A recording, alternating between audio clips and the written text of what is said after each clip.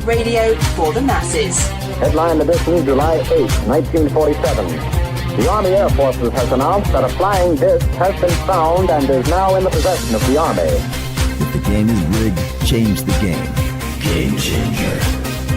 I occasionally think how quickly our differences worldwide would vanish if we were facing an alien threat from outside this world. This is Fade to Black with your host, Jimmy Church, on the Game Changer Radio Network.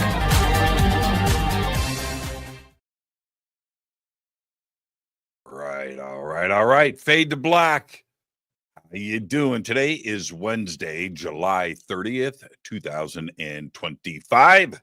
Let's do this, man. Yeah. All right. I'm your host, Jimmy Church, by the way. And let's go. We've got a short week this week here on Fade to Black. Short week. Monday, we had Dennis Balthaser on to talk about Roswell. We got about an hour into the show before our internet citywide went out. And we'll get Dennis back on the show. But last night we had a great conversation with Reverend Bill Bane and spiritual warrior. And we got into UFOs and the paranormal and Bigfoot and all of that stuff. An absolutely fascinating conversation last night. And I can't wait, honestly, to have Bill back on the show. Just so much fun. And tonight we're going to wrap up the week with our once a month AMA AJA, where you get to ask me anything. That's right. So put your questions in all caps in the live chat. I don't even have that up right now. So let's pull that over here. Okay, up in the live chat, all caps. And, and I try to do one question a night per guest because if anybody could just run crazy and just post questions all night, because I don't read in advance what is going on. I don't. I just do everything live. This is a live show, and I just bust through it. If it's in all caps, it's going to get read. And a lot of times I'll look back and go, oh, man, that's the third time they posted. There are so many people that want to get their questions read, and they get hung up because somebody else is posting 2, 3, 4, 5 questions. So I've gotten pretty good with that over the years. But anyway, so just one question if you can. All right. And I usually get to the end of the show, and there's so many questions I don't get to. All right. So I want to get to all of them.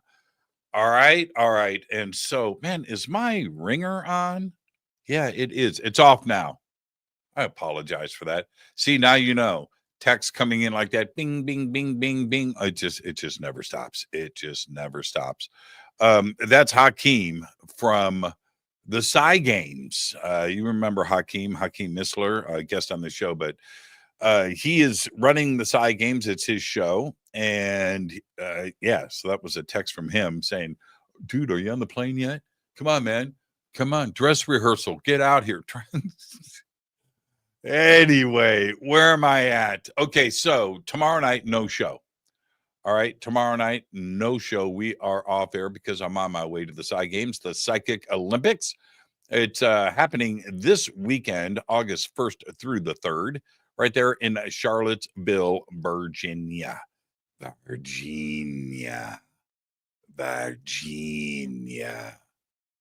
John Carter on Mars. You know, John Carter on Mars, since tonight is the night where I just get to just yap and hang out with all of you. John Carter on Mars, the critics just panned it, and I don't know. I'm going to tell you, man, that was a great movie. John Carter on Mars was fantastic. Love that movie. I love it. It's a great story and book and stuff like that. But the movie was great. The production was great. It took like 20 years to make, and it was over budget. But the movie was an awesome movie. I really enjoyed it. Virginia. Yeah, that's from. You haven't seen the movie, but if you have seen it, you'd be laughing right now. You would be saying to yourself, Virginia. Yeah. Text are not stopping tonight. All right. So short week this week, and I will, like I always do, I'll live stream and post some stuff from Virginia. Tonight is our once a month AMA AJA. You get to ask me anything. I didn't say it in the third person. That's right. Okay, so seriously, post your questions in all caps in the live chat, and let's have fun tonight. Oh man, you know what? Tonight I want to run without a commercial. Let's just go straight through. Do you guys mind? Can I just run straight through? Is that cool? I think that's what we should do. All right. So with that in mind, let's go over here. Whoa, that was fast. Do you see that? Woo, whap, bip, bip, bip, bip, bip. All right. See, I'm looking at the questions. They're right there. And with this camera angle, yeah, it's pretty cool. I look like I'm reading the questions. So I can actually do that. And I don't have to look at that camera up there. Yeah, I don't. Because if I do that, I read the questions on here. You can tell I'm not looking at that camera. But if I'm here, you can't tell, right? What if I was over here? If I was on this, if I was on this camera, you wouldn't know. You wouldn't. No, I could read the questions and you wouldn't know. First question. All right. Now I like this angle better. This is from Farmer. Knowing what you know. It's a good way to start it all off. Knowing what you know now, would you have become like an electrician or a rock star? Or would you have focused on fields that might have given you exclusive knowledge on the phenomenon? That's a great question. All right, it's a two-parter, though. So let's address this in halves.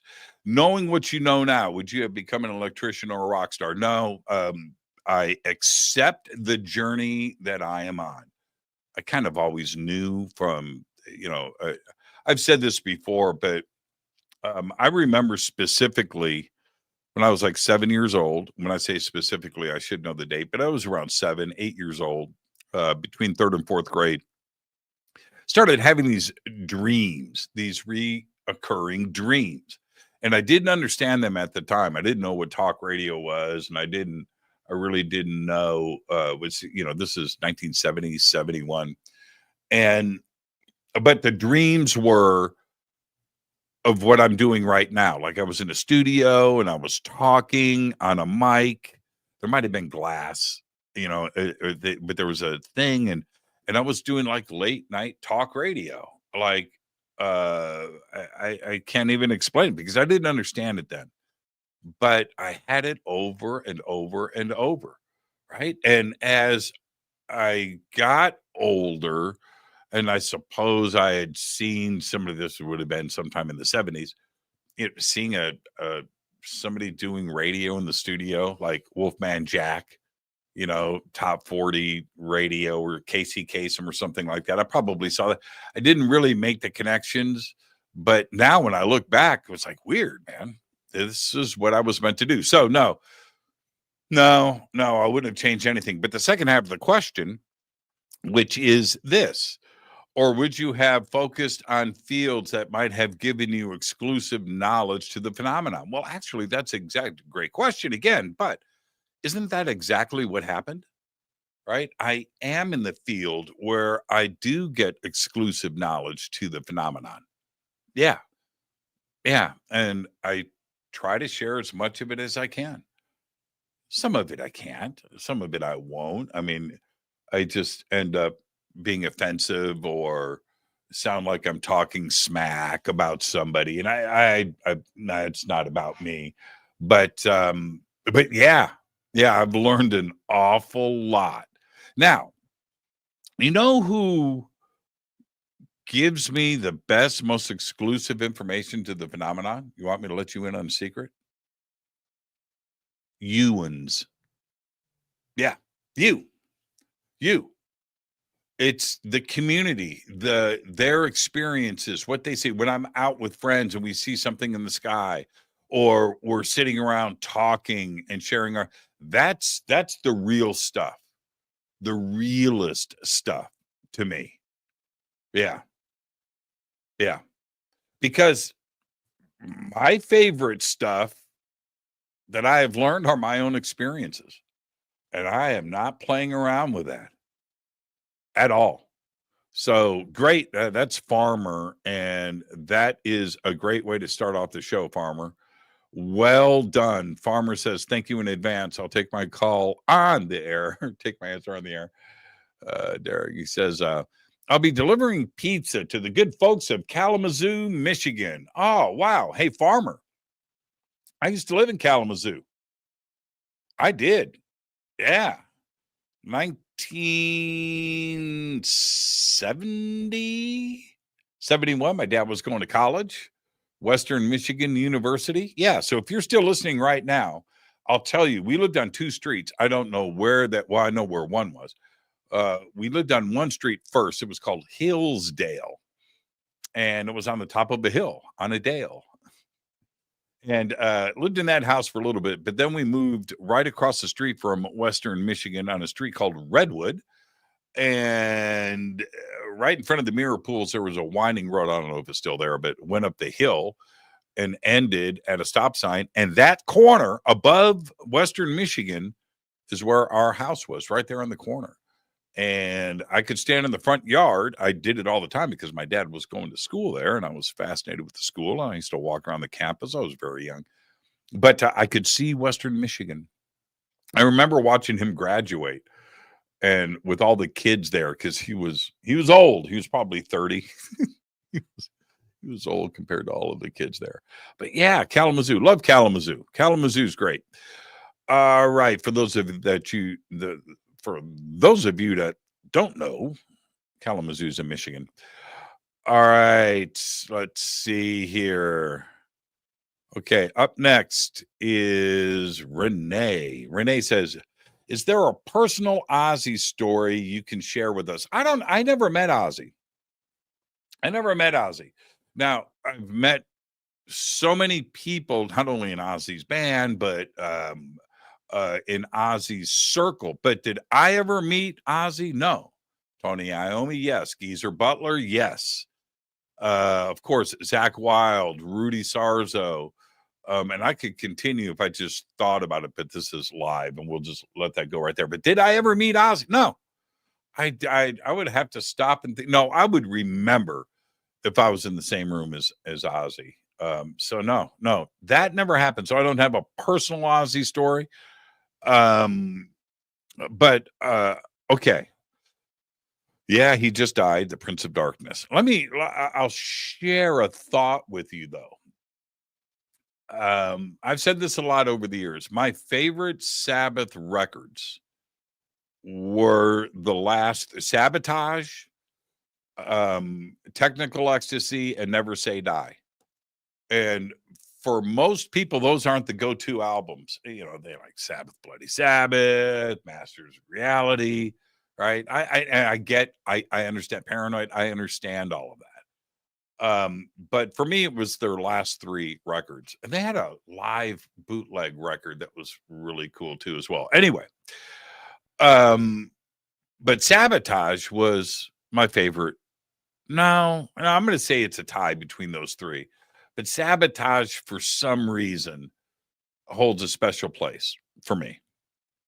Anyway, I was young. I was in Panama, and we went to the beach.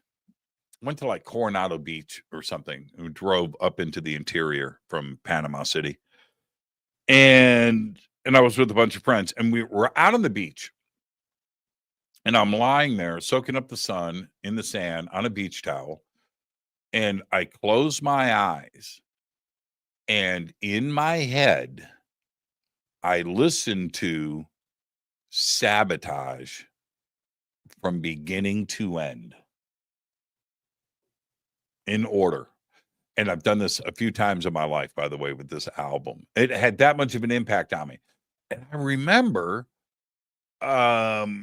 lying on the beach, and I go through the whole thing, note for note. The whole album plays in my head. Now, who does that? Or how can you do that with an album? Have you ever done it? Well, I did with Sabotage. I get to the end of the record. Bing! I open up my eyes, turn to my friends, grab a beer, and ran into the waves. And I haven't done that with a Van Halen album. Maybe Van Halen too. I've kind of done that. Joe's Garage, Frank Zappa kind of done it with that. But, and I'm saying kind of. Sabotage had that kind of impact on me. And it was, for me, Ozzy grew with his melodies, the album itself and its production, and where Sabbath started to take things went to a whole nother level. Leading up to that, Black Sabbath, Paranoid, Sabbath, Bloody Sabbath, Masters of Reality were great seminal records, but kind of simple compared to what happened on Sabotage. They took things, it was like going from, propeller airplanes to jets. It was like that. It was a huge leap forward. I can't even express it. And Sabotage, I remember just listening, it was like, then nothing has ever sounded like this. And so there you go. There's a quick Ozzy story. I mean, it's the guitars on that, the drums, the songwriting, and everything else. But Ozzy's voice, that record, too far. Yeah, that great. All right, let's move on. Got a long show in front of no commercials tonight. No commercials. No, let's do this. Man, I just love hanging out with all of you. All right. Oh, we got R, Renee, and then Bill back to back. Bill says, I'd like to hear that story of the rented Mustang. What? And the little incident at night in the desert, and the nonchalant attendant when you turned in the car. Okay, it wasn't a Mustang, and the optional insurance. All right, what Bill's talking about was my trip to Roswell, and for the Roswell UFO Festival. Flew into Albuquerque. Rita was, Rita and I were together. And so we go to the rental car place, and I was supposed to rent a Mustang, like a Mustang GT. Mustang GT convertible, I think is what it was. Anyway, that was the plan. And the car was reserved. So we go, it was Hertz, I think. And so we go, and they're out of the Mustang GTs. And so they say to me, but we've got something else for you. You're going to like it. No extra charge. I was like, okay, what you got? He goes, we've got a Chrysler 300 Hemi. I said, really? All right. So we take the car and we go out, we look at it, and it's like the total Men in Black car. It's got ground effects. And I mean, seriously, man, tinted windows, and it was pretty menacing looking, and it was a Hemi. So V8.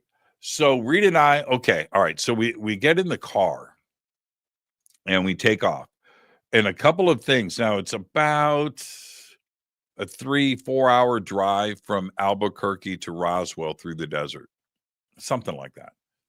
And so we take off out of Albuquerque, and it's like early evening right now, like the sun is setting.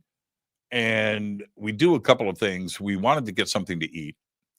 So we pull over at a drive-through, and we happen to find it like a Sonic or something, which I was pretty excited about because we don't have Sonics in Southern California. So we go to Sonic, we get shakes, burgers, fries. And we take off. Now we're back on the freeway. And as we're coming up over this hill, Rita spills her shake. And it's all over the car, all over. I don't know how to, but anyway, the shake spills. And so we have to drive for a minute until we get to a rest stop, and we do. But while we're pulling into the rest stop, she goes, "What's that?" And I look, and it's a friggin' flying saucer right there. It's just right, like round with lights. It's like, no, man, really? You know, and I can't take, so we pull over to the rest stop, and I can't take my eye off this thing. And I come around the car, and we're cleaning out the car, getting rid of this shake, and we're doing that. But I keep looking up, and then the fog kind of clears, and I look, and it was a light on the top of this, like, I'm not kidding either, man, like a 300-foot tall, ridiculous light pole. I've never seen a light pole that tall. I guess they only have them in Texas. Everything's bigger in Texas. But anyway, so then I see the light. I was like, oh, man. Okay. So anyway, we get back in the car. And as we are on the freeway, a total David Lynch movie. There's no lights on the freeway. There's no houses. There's no civilization. There's nothing. It's just all black. And the only thing you can see is the headlights on the freeway. There was no traffic coming the other way either. It was like, it was surreal. And I look down, and we're going faster and faster and faster because we were the only car out there. Plus, I'm in this really nice, fast Hemi Chrysler 300. And so, 100 miles an hour, but it was just smooth. 110. I'm taking pictures. Rita's shooting video. We're laughing. We're having fun. We're in the dark. It's David Lynch. We're going to Roswell. Oh man, it was fantastic. And I look down, and we're doing like 120 miles an hour, just smooth, straight. And I look, and so there's no street lights, right? It's only the headlights on the freeway. And I look up, and I had about 1 second to say, oh shit, there was a truck tire in the middle of the freeway. And we hit it at 120 miles an hour. I didn't hit it. I saw it and hit it. And the car goes over it and takes off, not very high. It wasn't like Dukes of Hazzard or anything, but we take off, moment of silence. We start screaming. We bang back down on the freeway and slow down. And I hear immediately the noise coming off the car. The car's just shredded. It's messed up from the front to the back. You could just hear it. You could hear stuff hang. I pull off of the freeway, and I look under the car. Couldn't see. It's all dark out there. I didn't have a flashlight or anything, but I go around in the front, and there's just stuff just hanging. It's all busted up. It's all broken. And I look under the car, and all the stuff is hanging. Oh, it was so bad. Anyway, so we get back in the car, and we take off, and we drive to Roswell. 55 miles an hour the whole way, just for the next hour and a half. We pull into Roswell. We go to the hotel. Turns out to be the wrong hotel, but I was able to look underneath the car in the hotel valet, and it's just shredded stuff. It's just hanging off the bottom. We're staying at the hotel across the street. We park. The next day, I go to the Roswell Museum. I check in. But when I walked into the museum, I'm looking for somebody that is from Roswell. And the first person I went up to that worked at the museum, I said, hey, man, I need a mechanic. He said, what happened? I said, I got a rental car. I wrecked it last night. I need it looked at. He goes, okay, man, my friend, right across the street, just go through this stop sign and make your first right. There's a mechanic right there. You won't miss it. So what? And he was right. So across the street, right, boom. There it is. And we pull in, and the owner comes out, and I say, so-and-so from the museum sent me over. Oh, yeah. I said, man, this is a rental car. Wrecked it last night. He goes, okay. What's up? I said, I don't know, man. It's making a lot of noise. So he puts it up on the jack. He takes out a drill. He sees what's going on, takes out a screw, and he just like, and bolts up all the broken parts back up into the frame. Bolts everything down kind of in the front. It's all he's pulling broken bits off of it and throwing that on there. So I got a pile of broken parts, but the rest of it he just, gets it up there, and the front air dam that was split in the middle, he fixed that so that it was all busted apart, but and it wasn't making noise. That's the good part. So after 3 days, we drive back. Everything is fine. It's not making noise, obviously. And so we get back to Albuquerque, and we pull in, and I had called the rental car company like twice or three times, got put on hold, trying to tell them because I declined the optional insurance. And so I'm calling them to report this. And I told them on the phone, man, I wrecked the car. Okay, hold on. I hit a tire on the freeway. Okay, hold on. And I sit on hold, and nobody takes my call. So I get to the airport. Man, it's a long story, isn't it? Bill, you wanted to hear the whole thing. It's all funny. We pull up and drop the car off, and the guy comes up, and he's got the little gun, right? And he points it at the windshield, takes the receipt. I parked the car all the way up on the bumper of the car in front of me. It's a long line, but I made sure he couldn't walk in between the cars. He says that, rips off the receipt, hands it to me. And I said, hey, man, where's the bus to the airport? He goes, right there, man. You can catch that next one. And you see this bus coming up over the hill. Rita and I run, and I'm waiting for him to yell, hey, but he doesn't. We get on the bus. We ride. I never heard anything again. We got on the plane, and we flew back to L.A. And that was my trip to Roswell. And that's my Mustang / Chrysler 300 story with the UFO. That turned out not to be a UFO. And there you go. Yeah, it was fun. It was fun.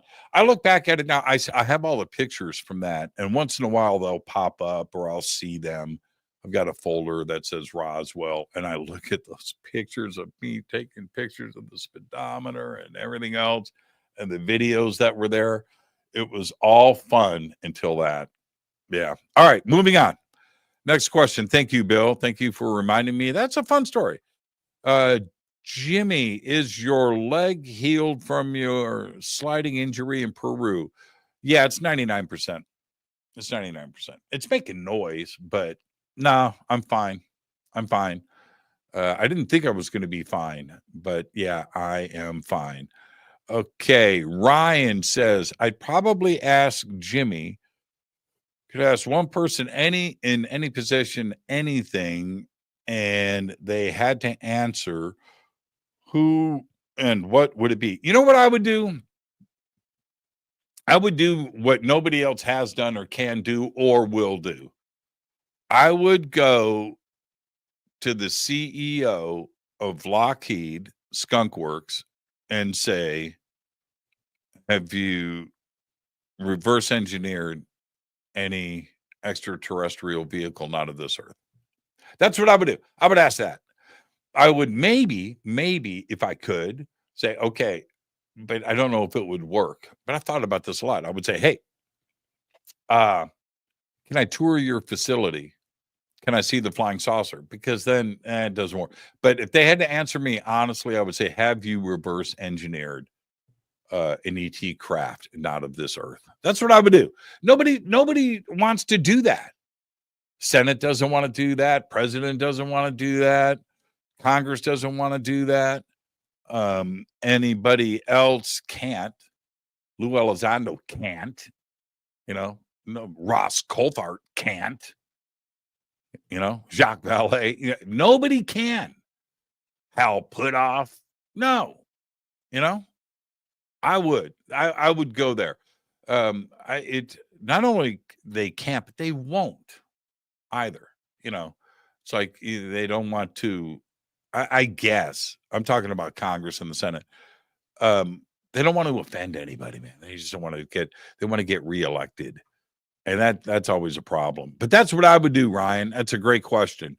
Next up, question for Jimmy: do you have your outfit for the PSI Games? I do. No, it doesn't involve bling or gold. It does not, but I have my outfit already picked out. That's a surprise, man. I wouldn't answer that here on this show. Oh, can't only ask once. Yes. Okay. DBN.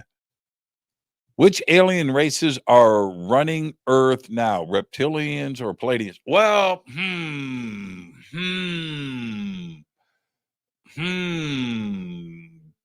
Does it have to be one of them? Does it have to be? A better question. Oh, what I said, it's Don. Don, what did I say? DBN. Don. Does it have to be one of them? And could they be running it from off planet, controlling the mind? A Vulcan mind meld. Could it be, a Jedi mind trick? Could it be something like that? Right? Or a combination of things. But okay, so is it happening? I'd say there's a good chance that it is. There's a good chance that it is. But I don't necessarily, this is okay. It doesn't have to be a bad thing. What, Jimmy? What are you saying? Maybe good ETs are running the Earth and bad ETs are upset about it. Maybe that's the case, influencing, behind the scenes, the badness and the roughness. But maybe good ETs are actually running this planet and keeping things in check and keeping us from blowing ourselves up. Maybe that is what is happening. I don't know. I've said this a lot. And when we look at different guests that I've had on the show that have talked about this, honestly, if evil, bad, gnarly ET wanted this planet, they would just take it. There's nothing stopping them. They wanted to destroy the planet and take it for themselves and destroy us. They could do it instantly, and we would never know. So just because of the basic fact that I am here doing an AMA with you says we're in a pretty good position. Yeah. Because anything else, they could end it, literally end us and everything in the blink of an eye, the nanosecond. It's over. You wouldn't know it. You wouldn't see it coming. You wouldn't even know that it happened. So if we could sit here and do this and talk about this and think about this and ponder about this and think about the micro and the macro implications, man, the deep existential thoughts behind all of that says that we're in a pretty good position. And I feel confident about that. That's my take. Moving on. Jose Sanchez says, Jimmy, since you appeared on many UFO programs, what is your opinion on the TR-3B Black Manta? And was it developed by humans, ETs, or both? Wow.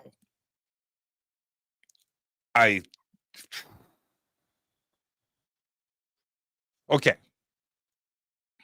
I don't know if it's called the Black Manta TR-3B. I think we call it the Black Manta TR-3B. Is that what Lockheed calls it? Is that what Northrop Grumman calls it? General Electric, Boeing? Maybe it's TRW back in the day. I don't know. But yeah, so what you're asking about is an anti-gravitic black triangle. Definitely exists. Anti-gravity. Does anti-gravity come from ET? It could, but we spent so much money on research in the 1950s and 1960s on anti-gravitic propulsion systems. And it was every aerospace company. Everyone, probably Bell Labs was involved with it too, but everybody was involved with that.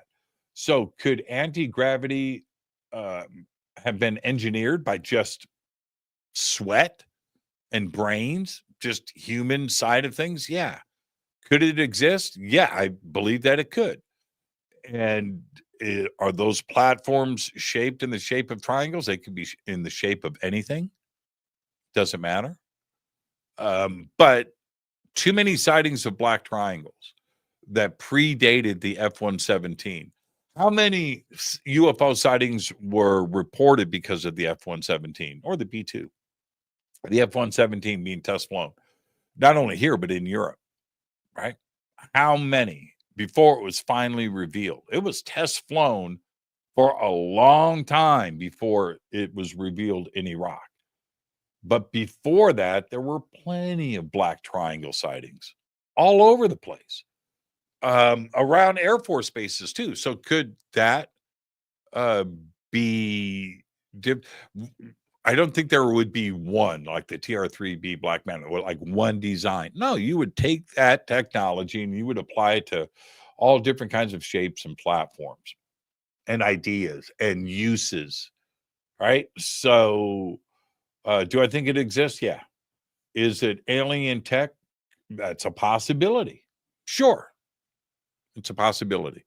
It is. I don't have, oh man, I've seen crazy things, but when I say that, you have to understand, just because I see something that I can't explain doesn't mean that I understand what it is. No, I don't. I can't say it's ET or us or anything else. I can tell you what it's not. Okay, it's not a rocket. It's not a helicopter. It's not an airplane. Okay, it's not a weather balloon. It's not any of those things. It's something else that's acting differently. Now, what is it? And where did the technology come from? I don't know. I do not know. Anything is possible, though. Okay, now Genocide is getting in on the action. Jimmy, guitar, bass, drums. Who's the best individual players backing Ozzy? Myself. Okay, so we got Mike Borden, right? Rudy. It's a hard choice, but Randy. Okay. All right. I don't understand the question. Jimmy, guitar, bass, drums. Who's the best individual players backing Ozzy? Well, Rudy was always the best bass player. All right. So there's that. Randy, yes. Man, I like Tommy Aldridge. I like Tommy. That when you think about it, okay. Let me see if I have this. I might have this up here. Let me see. I'm looking. I thought that I had it. The best. Oh, I think it's on my phone. Okay, hold on. This to me is like the ultimate. Okay, I'm just going to send this to myself so I can go ahead and get this on the air really fast. So just stay with me, everybody. Okay.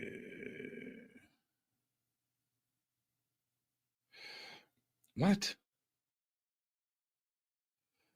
Man, this is not the way to do this. Okay. But it's asking me to do this backwards, so I'm going to do it backwards. And I don't know why.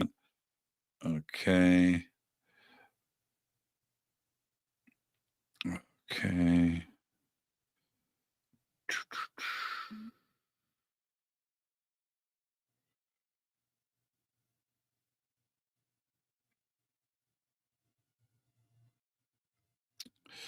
This right here, when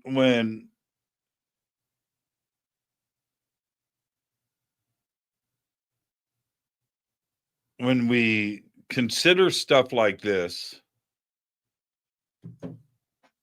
who's the best, who's this, and then we kind of go to a thought that I think happens with everybody. And we think about this. Who's your favorite band? What is your favorite band photograph? What makes a band photograph cool to you? Why did you have a poster on your wall? You know, all of these things. And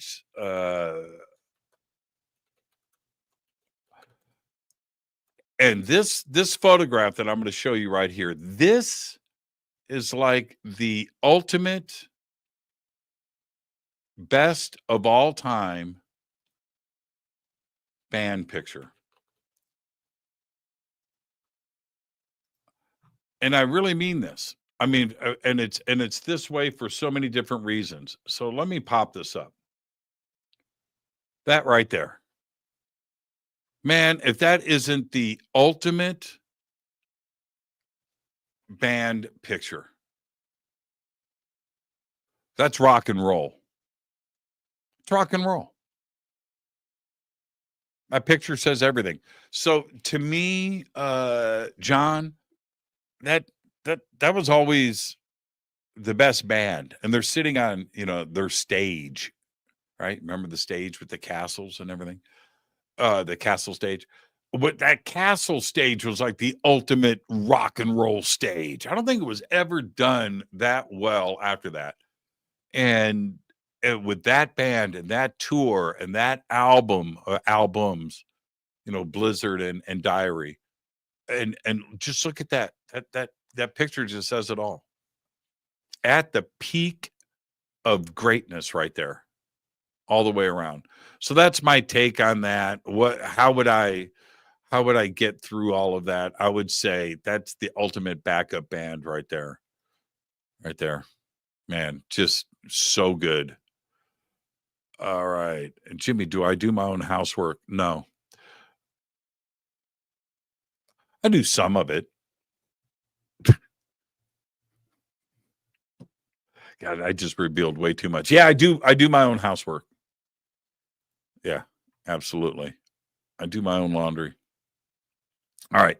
HH coming in with, hey, Jimmy, I couldn't get a ticket to the PSI Games, but really want to meet you. If I make it the 2-hour drive on Saturday, can I please just say hi and take a selfie with you in the lobby? Oh, man.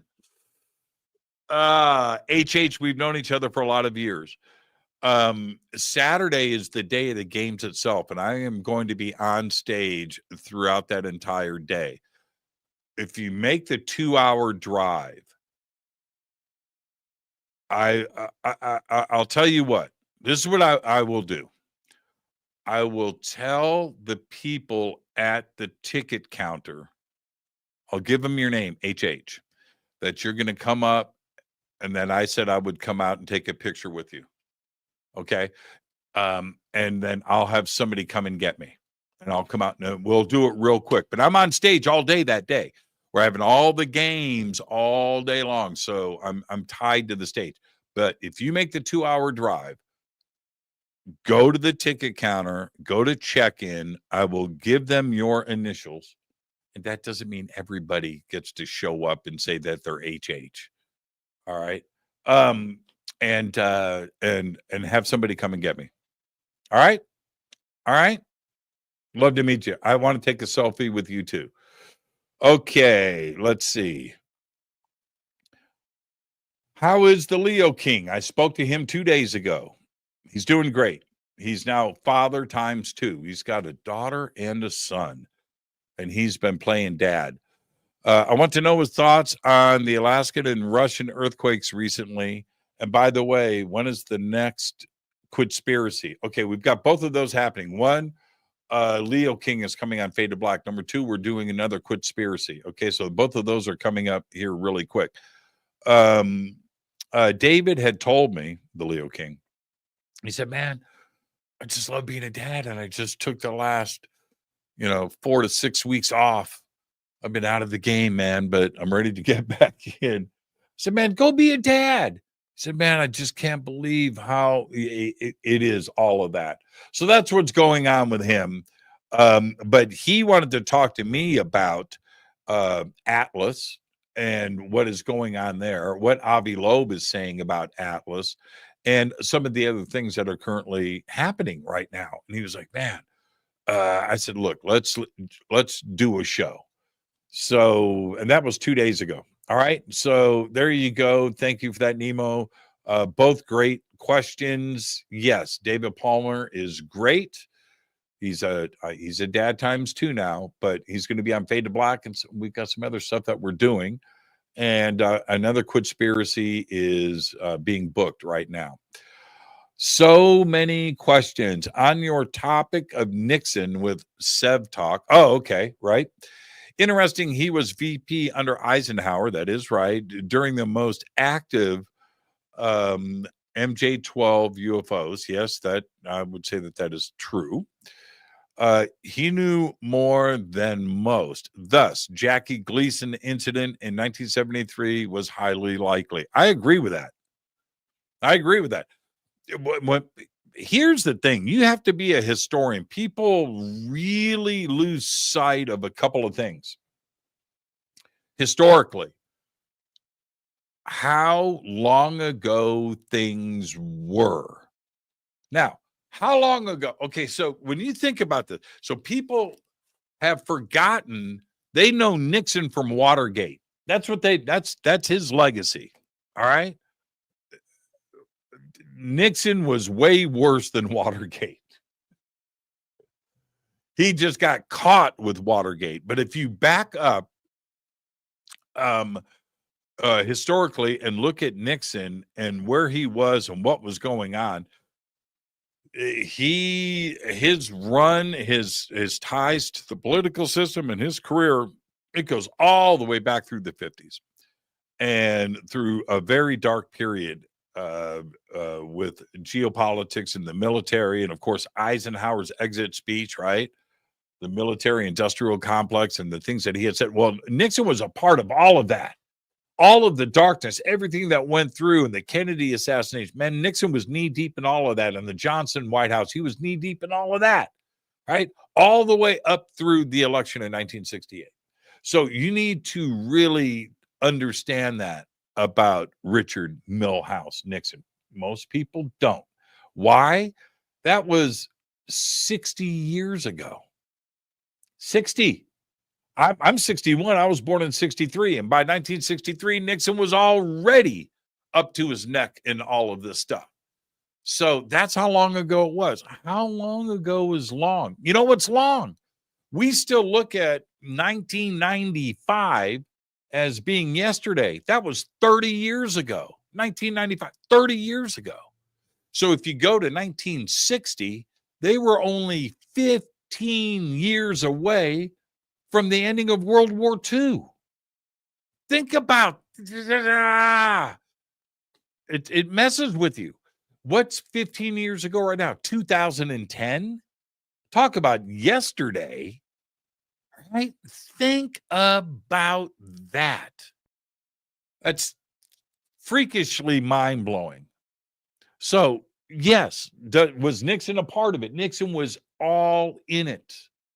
100%. So many questions. Great point. Thank you for that. I'm with you 100%. All right, Jimmy, what are your thoughts? Okay, let me go here. Why is that double printed? Okay, all right. I can't figure this out. Am I going to get 2 or 1? Okay, this is Chris. Hey, Chris, how you doing, brother? This is Chris, everybody. He runs most of my online presence, actually. Yeah. He's the shot caller. When you see posts from me, it's him acting like me. I just revealed too much. When you see Jimmy Church Radio, a post by Jimmy Church Radio, and some crazy comment like, I love to wear pink Converse, and you see that comment, it's not from me, that's from Chris. All right. And all of the amazing artwork and the AI images and everything. Plus, he runs, all the chat, all the fan site. He runs my radio page. He's absolutely amazing. Anyway, that's all Chris, man. So before you go, man, what's Jimmy drinking today? Well, now you know it's Chris. All right, Chris says, What are your thoughts on the late Robert Dean? Oh, okay. Where's this going? And his backstory. Was he someone you would have liked to have interviewed on Fade to Black? I've said that so many times. I would have loved to have interviewed Bob Dean. We just missed each other. He got really sick. And Bob Dean's amazing. I'll tell you something else about Bob Dean. He's got an amazing backstory for sure. And Chris, amazing. Thank you. And thank you for everything that you do. Bob Dean. Do you guys watch Brockmire? Have you guys watched Brockmire? Watch Brockmire. Just go and watch Brockmire. 4 seasons. Because I want to do Brockmire right now. I want to do Vin Scully. Bob Dean. What a career. Bob Dean did it when nobody else could or would. Dedicated. Great career. Great life, great wife. Brockmire. Anyway, yeah, Bob Dean was there. I mean, and so Bob, especially back when you roll back the clock that many years, 30, 40 years ago, man, it was Bob Dean. Man, it was Bob Dean, Stanton, Linda, and a handful of others that were just getting it done. Some choked. Jamie Chanderay choked. Bill Moore choked, and messed things up for everybody. But Bob Dean, just amazing. And thank you for pointing that out, Chris. I've been watching, I've been seeing a few clips, and people have sent me some clips of Bob lately. So I guess some clips are hitting the internet. I've been watching them. Okay, Jimmy, please. Oh. Let me back off on this for a second. I've said this before, but in the 80s, I got late 80s, early 90s. I had gotten, and this, but this went through the 90s too as well. But I had gotten from a couple of my UFO friends a collection of videotape. We were trading videotapes all the time. That's what we do. We trade. Man, I got this great new UFO video. I got this UFO documentary. I got this. And we would do that. Well, I ended up with a stack of videotapes. What is that? Is that crumbs on my shirt? One was a video. They were all those extended videos, like those 6-hour videotapes. Remember those 3-hour videotapes? Whatever they were, 24-hour videotape. Really long. One was Wendell Stevens. One was the best of. One was Stanton Friedman. And one was Bob Dean. There was a Bob Dean. I had all of the original Bob Lazar stuff that still, these videotapes are in my garage. I still have them in boxes. But I've got stuff on there, Bob Lazar, that back in the day, 1990, 91, that I've never seen anywhere else. But yeah. So and the Bob Dean stuff, man, I would just sit and watch it over and over. Same thing with Stanton Friedman and that Wendell Stevens. Wendell went under a dark cloud there at the end with his reputation, but he had a pretty good collection of videos and images of UFOs, and he loved presenting those. Yeah. Bob Dean. Okay, where was I? Jennifer says, please spill some rock and roll stories. Please spill some. Man, I've got so many. I mean, point in a direction. I just can't go full rock and roll and just pull something out that's a tellable story. All right, do I do that? Have you seen Brockmire? There's an episode of Brockmire. He goes on tour, and the tour is based on his ability to do an improvised story suggested from one word from the audience. Right. Lemonade. Okay, so let's talk about lemonade. And yeah. So just give me a word. Give me something. Rock and roll stories. What's a rock and roll story? My personal story? A rock and roll? Uh uh uh uh oh man, I don't know. Okay, so Rudy Sarzo's been on the show. Now, I've known Rudy for a long time. This has just popped in my head.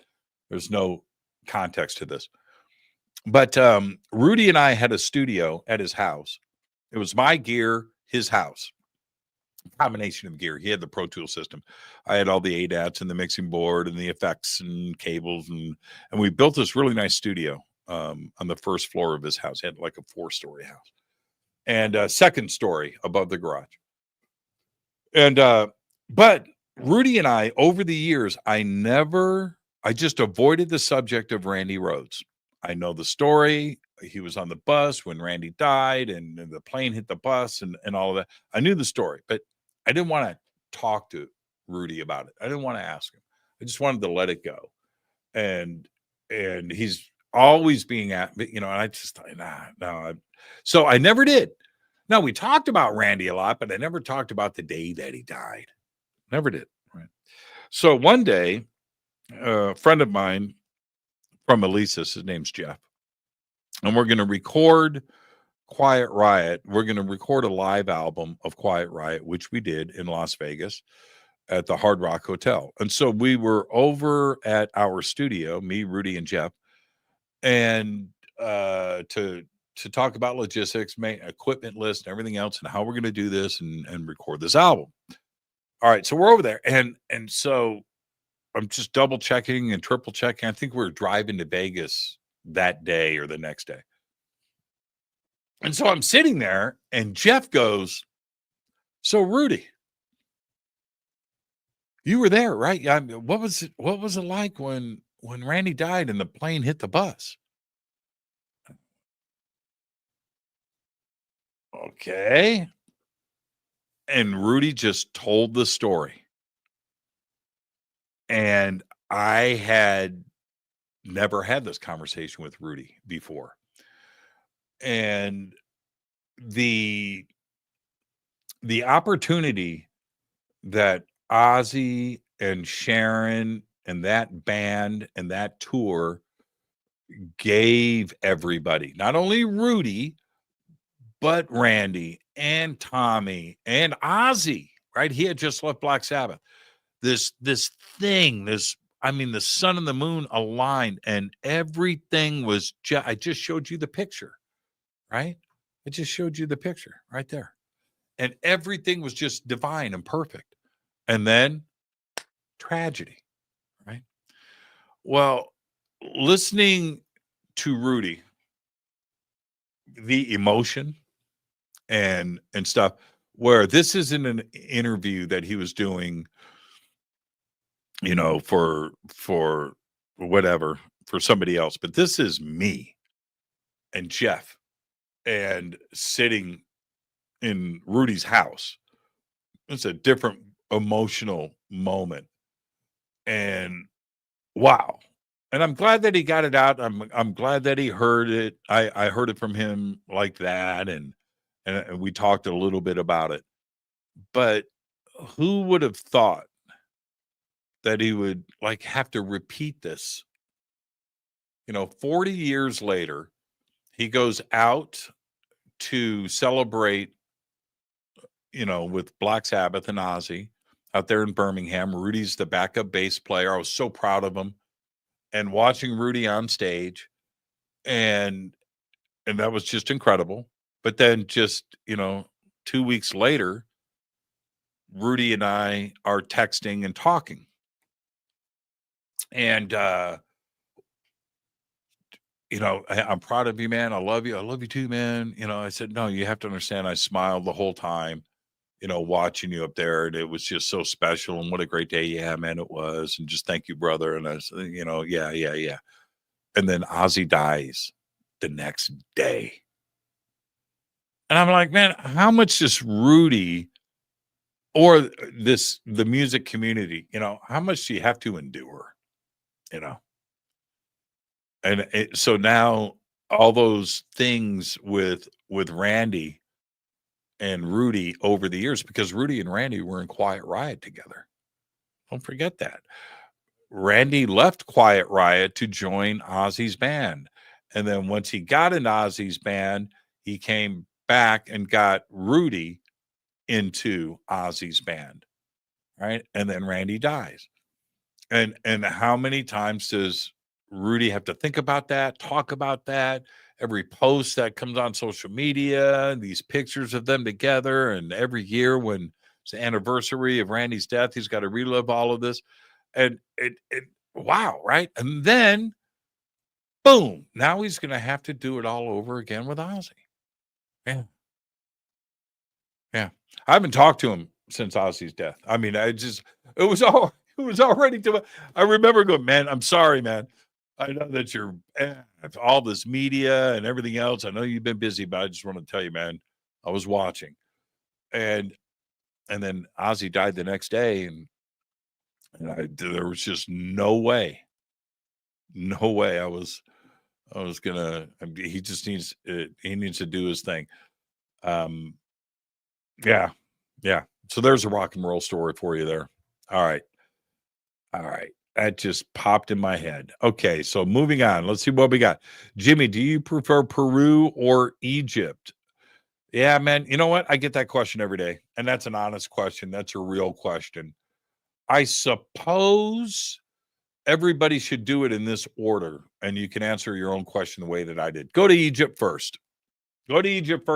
You have to. You've got to see the pyramid. You've got to see the Sphinx.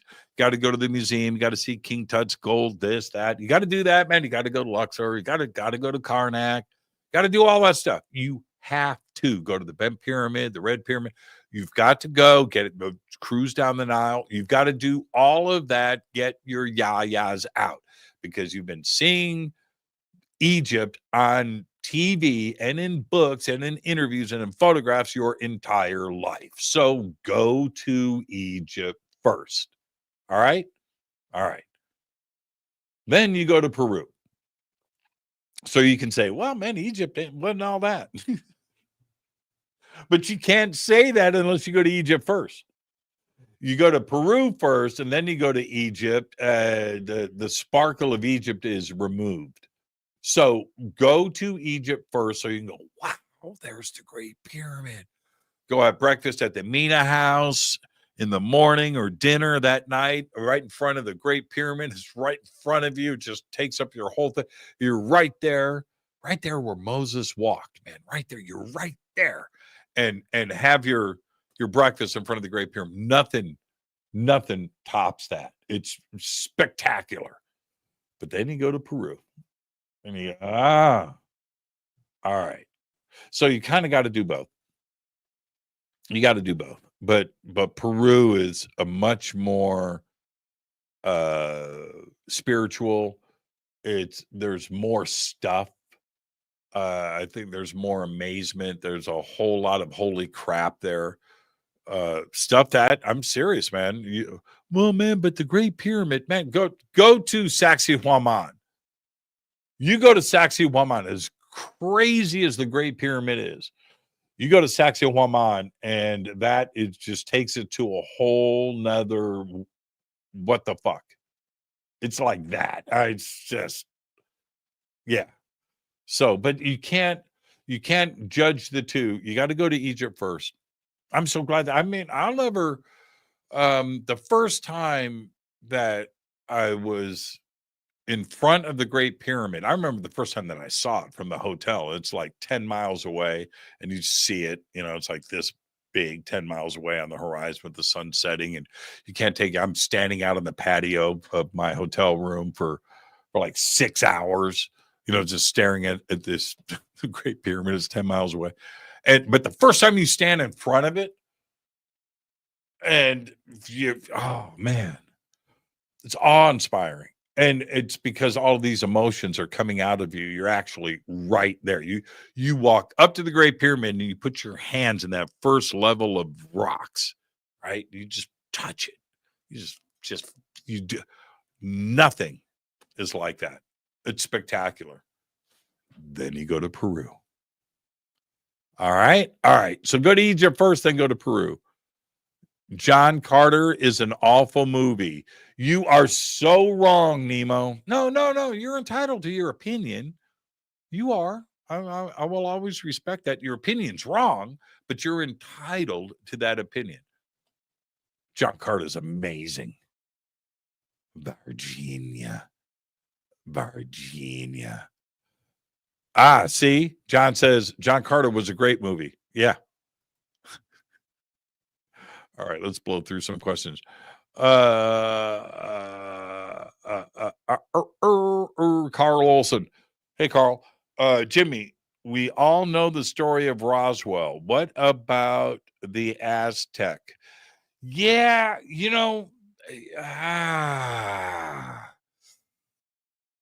when you get into the Crash of Corona, you get into Aztec, and even there's a lot of evidence, right, for that, for both Corona and Aztec, but even the debunking part of it, man, it was a geology corporation, it was the University of Pennsylvania, I think, I can't even remember now what those stories are about. It was a team that was out there, and all of that, none of even that can be verified. So it's weird. The debunking can't be verified, and the truth side of it, if it actually happened, can't be. We have eyewitnesses, and we have names, and we have that talk about. But I don't know.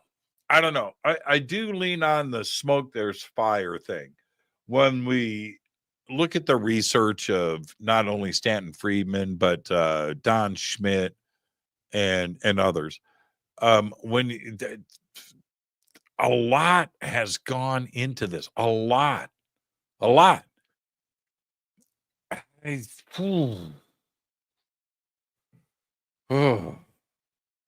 Yeah. Multiple crashes, multiple crash sites. And, one day, right? One day, will it all be revealed? I hope so. Godzilla or King Kong? I like them both. I know that's heresy. I like them both. I do. I like them both. I like them both. So I like Giant Robot too. I like them both. I do. Yeah. I'll go with either one. Depends on what's available that night. Let's see. Jimmy, what's up with the Simpsons prediction being correct? Hulkmania. That's a really, every time I see something from the Simpsons, I watch the video clip or I see the still image and versus the real thing, or the headlines versus the real thing and theirs. And it's like, man, that's pretty bizarre. That's pretty bizarre. Yeah.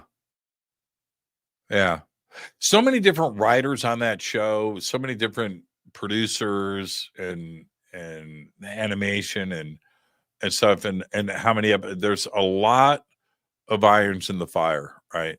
There's a lot of cooks in that kitchen. It's not like it's coming from one source. So I don't know. Yeah, it's strange. I mean, I flip out. I'm like, how is that possible? So yeah, I don't know.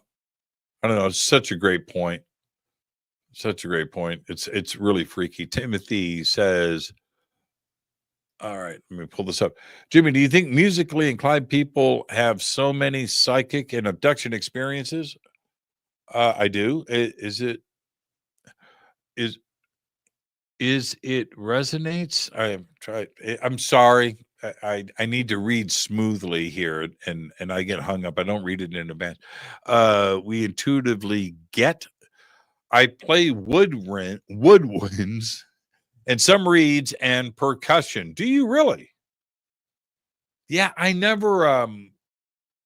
God, I'm so white when it comes to percussion.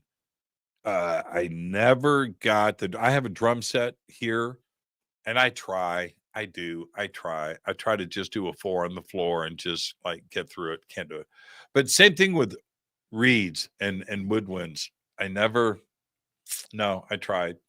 I tried even with the brass stuff. My dad really wanted me to do that when I was saying, I just, nah. It was always guitar for me. But yeah, because your mind is opened. Your mind is open and you are able to see and get to another place of the mind and possibly a dimension and another area of our reality that painters do that, sculptors do that, writers do that, poets do that, certainly musicians. Yeah. And if you can meditate, you can go there too as well. There's athletes talk about being in the zone. When you hear somebody like, Michael Jordan or Kobe or whatever say, everything just slows down. Well, yeah. You're able to get your brain into other places. Some people use their brain differently and they don't spend the time going there. So they don't have those experiences. But yeah, I think that once you open that up, some other intelligence recognizes your ability. And you see that in others, right? And so is that opening the door to abductions? Yeah, it could be. Certainly with sightings. Yeah. Great question, Timothy. Spot on the money. Jimmy Church, what is my favorite drink? Like alcohol?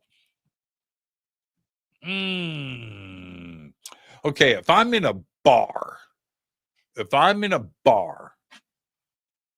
I like ice cold blended margarita, top shelf tequila. I love that. I love a good martini. It's got to be top shelf. I love an espresso martini too as well. Really good. Now those are foo-foo drinks, but I like that. I love good shots of tequila, good shots of good top shelf vodka. I don't do anything brown when it comes to spirits. Nah, not into the whiskeys or the scotches or anything. I don't. Not really a gin guy, but yeah. Now, preferences here at home, aside from all of the just mentioned, I like really strong, really thick dark beer. And a Guinness Extra Stout will always get me to where I need to go. But all of those craft chocolate stouts, I love those beers. I love really thick dark beer. Yeah. I don't like any lagers. I don't like any light now. No. I haven't had anything like that. Budweiser, a Coors, a Michelob. I haven't had anything like that. 40 years, maybe. Since I was 21. Yeah. I went on the dark beer kick when I was 21. There was a place next to me in Pasadena, and it was called Roscoe's Tacos, a little taco stand next door. But it was only there for a little bit, but on Lake Avenue. So I would go there, order my tacos. They had the best fish tacos. But they had in the case there, Old Peculiar, these little brown bottles of beer. And I remember I was like, what is it? Oh man, it's a stout, I said, okay, it's the, so I bought like 2 of those or 4 of them, and I tasted, and I went, man, that's the best thing I've ever drank in my life. That is better than Coca-Cola. That is better than an In-N-Out chocolate shake. That is better than anything I have ever tasted, ever. Better than an A&W root beer float. That good. And I've never stopped. I've never stopped. So those are my favorite drinks. That's what I order when I'm in a bar. When you are in Scotland and it's, what's this? Hi, yo, Timmy. When are you in Scotland? Is it sold out yet? Okay, so that is August of next year, 2026. August of 2026. And let me see if I can pull that up. That is I think that's it. Yes. There it is. Boom, done. I am doing this now. Okay, done. Thank you. All right. Okay, let's go.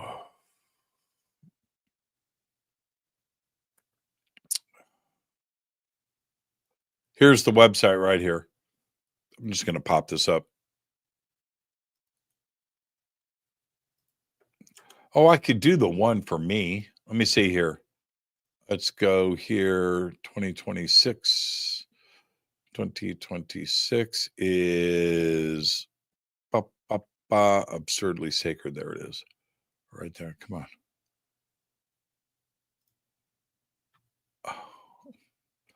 I swear the enter box with me sometimes is just okay. Here it is. All right. Copy. So you can get all of your information right here and see what everything that you need. Everything that you need right here. Okay. There you go. There it is. All right. Let's see here. Let me back up. I really enjoyed this is Susan in Boulder. I really enjoyed your interview with Dr. Maria Mayer. Yeah, that was great. What's your takeaway with her hope? See, the thing is with her is we need more of the mainstream science to have an open mind and look at different phenomena. And in her case, it's primates. She's already found the world's smallest primate. She discovered that. That is amazing. She's got that. Now she's looking for the world's biggest. She's looking for Bigfoot. But the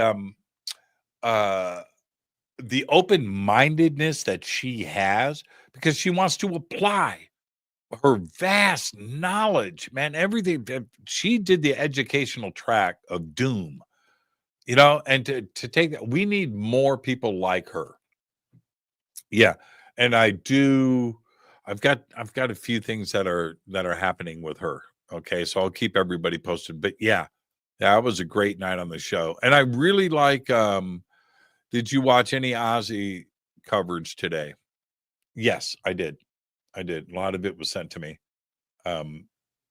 Yeah, heartbreaking, man. Just I still can't believe it. We're going through that. But back to Mariah.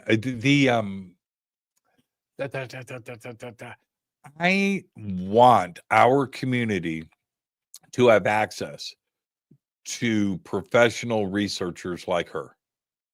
I mean, the more, and if I can just continue to do that, it's because it's exactly what I need. It's what I need. So if I need it, you guys need it too. If it works for me, it's going to work for you. Man, am I reading these questions twice or am I scrolling twice? I feel like some of these I've already read before. I'm in a time warp. Okay. I woke up asking, what do you want? And found a shapeshifter in my bedroom. Where you started awakened by? Were you startled when you were awakened by your visitor? I don't know. Were you startled? I woke up asking, what do you want? And found a shapeshifter in my bedroom. Were you startled, awake by your visitor? Kind of. All right. No, what I heard. Okay. I don't know if I've said this before. I don't like giving away too much, but I heard what woke me up was I heard what sounded like somebody opening drawers and going through my stuff. That's what I heard things, it's hard to explain, like, I just heard like things, and I know what we all know what your drawers sound like opening and closing in your room because you do it every day. I heard that, and I just heard stuff being moved. And so I was awake and I kept my eyes closed and I was listening because I didn't want to startle, but I was going, man, I'm being burgled. That's what I thought. I thought somebody broke into my house and was going through my things. So that's what woke me up. Yeah. Yeah. It wasn't the feeling of anybody. Nope. I was hearing somebody go through my stuff in my room. All right. Let's see. Next question.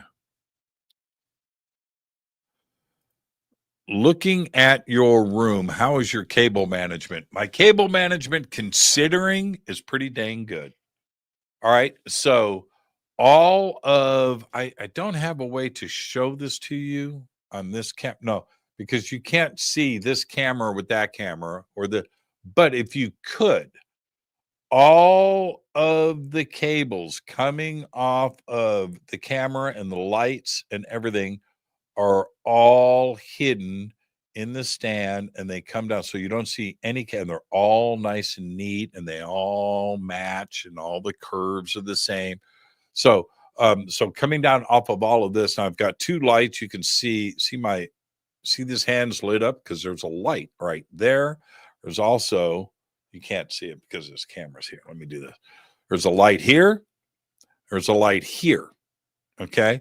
Behind me, there are more lights all the way around. There's lights there, and lights behind me.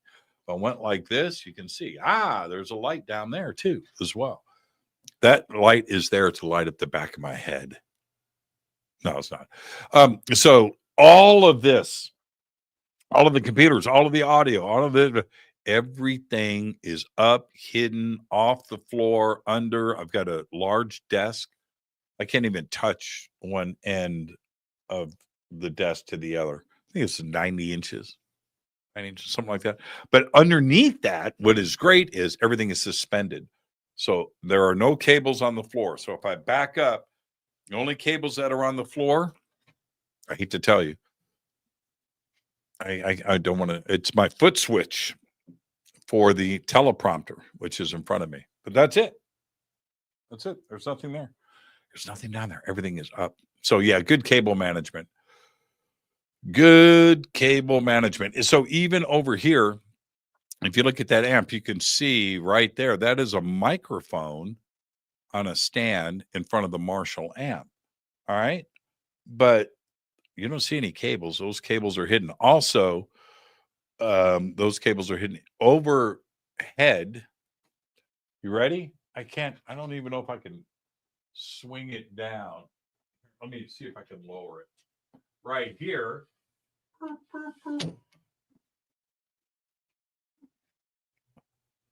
There's another. This is another microphone. You see it? That's right here. And that came crashing down on this camera. But that's on a big, massive stand as well.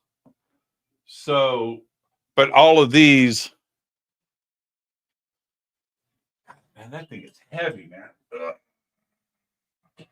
There. Good. Got it. Okay. Now you see it. Okay. So I have this. This is on a boom. I mean, a shock mount and stuff. So this, yeah. So this sits above me when I am cutting other videos for production and stuff. And I'll put a green screen or a black screen behind me and block off the guitar so I can do stuff for, look at it swing. Let me get it out of the camera view there. Okay. Yeah. So cable management everywhere. I've got another boom stand like this one over here, so it runs in stereo, but I can't get up and reach that. So yeah, cable management is good. It's a good question. Most people don't even know what that means. I'm going to listen to Sabotage right now. I don't think I've listened to it from beginning to end. Only problem, I'm about 2 hours away from the beach. That's actually a great point, Ron. Yeah, listen to it on the beach. The Writ. Man, Hole in the Sky. When that album kicks off with Hole in the Sky, and the way that they do it, you can tell they're just turning up the guitars and bonk. When it's just wow. Wow. And then it goes into Symptom in the Universe. Powerful, man. That's a powerful 1-2 punch. Good way to start off. Did I get a chance to listen to Blue Rock 2? Okay, let me see what that is. Because something tells me I did.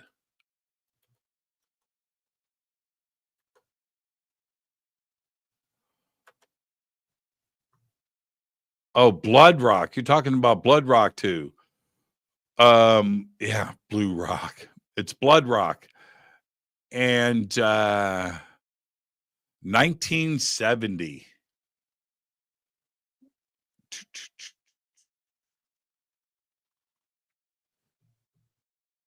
There you go.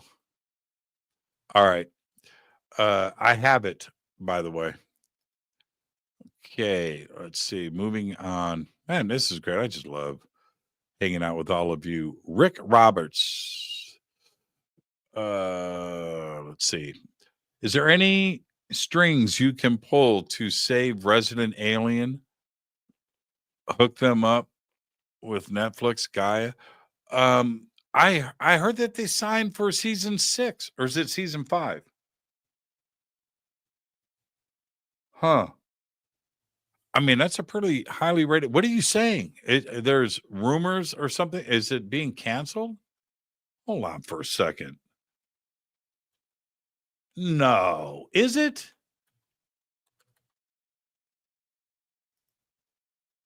There's no way. Please do not bum me out. Okay. Because I had heard it just got signed for a 6th season. Oh no, it's been confirmed. The 4th season is going to be its last. Wow. We need to okay. All right, thank you for that, Rick. I've got strings that I can pull. I do. I've got strings that I can pull. I've got strings. Yeah. Oh man. That just bums me out. It bummed me out so much with People of Earth. It bummed me out with the Orville. I mean, just bummed me out. And I am just like everybody else. I invest so much time and energy into things, and just like you do as fans of whatever that you're into, right? We invest, and networks need to understand that. We see this over and over again. The Expanse is another example of that. Rick, I will see what I can do. This really gets to me. All right.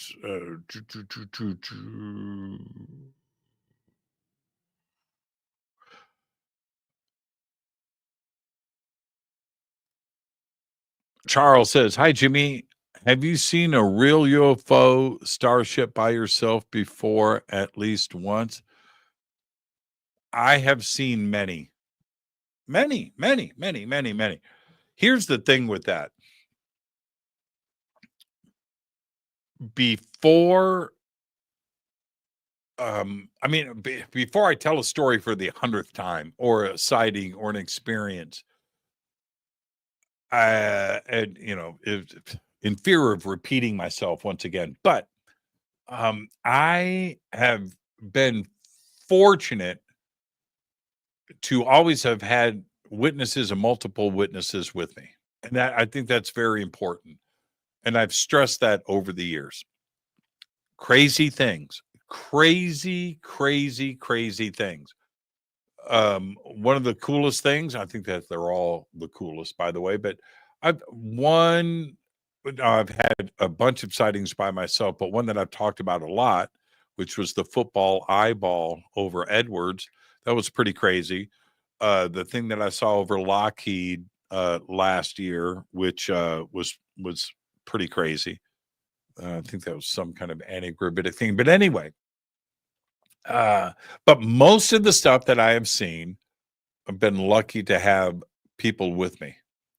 And yeah, so Starship, Mothership. Yeah. I can sit here.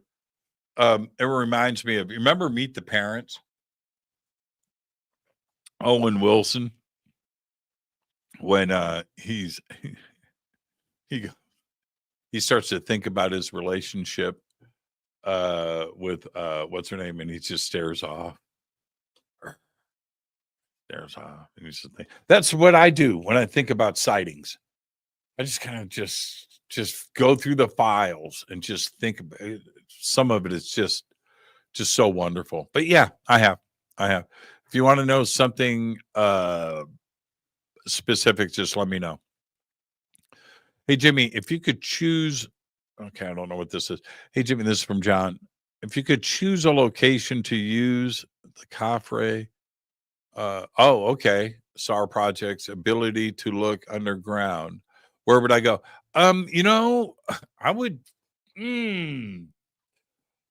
would, I hate to say it, I would go to Cusco, Peru. I would go to Saksi Waman. I want to know what's underneath that. Above Saksi Waman. Okay, so here's the giant walls. And you come over from Kinko. And you come over the hill and you go down into, but what you don't realize behind that. So when you're looking at the walls, let me change cameras. When you're looking at the walls in front of you, the walls are there. Above that, there's 3 layers. Above that is the temple complex with the circle. It's this huge thing. There's one behind you too, but right there. And so the parade field, I would SARS that. And I would SARS the temple complex above. I believe some of it's been uncovered, but there's tunnels that connect all of this together with downtown Cusco. Then I would go to the Coricancha. I would go to that church in Cusco and SARS the crap out of that. Right there, the downtown plaza, because from there, you can see Saksi Waman. It's just right above you. It's right up the hill. It's right there. From Saksi Waman, you look down on Cusco. So I would SARS that whole area. Yeah, that's what I would do. That's a great question. That is a great question. Man, I really hope we get to some real answers with Giza. I really do. All this stuff is fascinating, but just like anything else, we just need, there is that new chamber. There's 2 chambers that have been revealed right now in the Great Pyramid. One above the Grand Gallery, what's going on there, and the other one above the entrance, the old entrance, not the entrance that you go into, just so you know, at the Great Pyramid. When you go into it as a tourist, you're going into where the original looters broke in. Yeah, that's what you're doing. That's what the grave robbers. That's how they broke into the pyramid. They blasted their way in and dug their way into the Grand Gallery. The actual entrance is next to that, high up, and it's with the gabled roof. Well, behind that is another chamber. So what gives? And if you remember, Zahi, our good friend Zahi, said that there's nothing more to discover in the Great Pyramid. There's nothing there. There's no chambers. There's no anything. Well, obviously, we now know that that's not true. So what's above the Grand Gallery? What's above the entrance? Man, my cable keeps touching my leg and it's freaking me out. So yeah. But if I had the ability, thought I saw something. If I had the ability to get into that, I would and use it. I would use it on Saksi Waman. All right. Jimmy, do your own housework. All right, man. I went past everything. I gotta now I gotta go backwards. Okay, where am I at? Oh, there it is. Okay. There's Capre. There's SAR.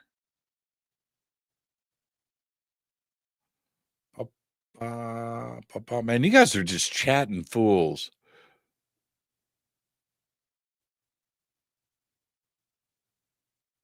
I'm looking for all caps. So if I'm scrolling past questions, that's on you guys. Just letting you know. Is there going to be any video documentation of the PSI Games for those of us who can't make it? I'm assuming yes.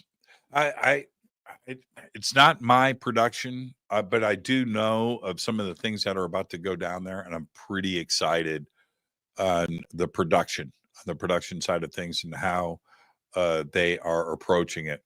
Yeah. And I can't. So I hope that everybody can see it. Yeah. So I'm assuming that that's going to be the case.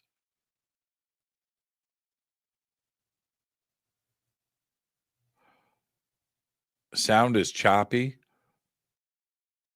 I can't hear Jimmy on and off. Nobody else is complaining. So I don't know. I don't know what that is. If you could see a real UFO yourself, how will you respond? Please share. I've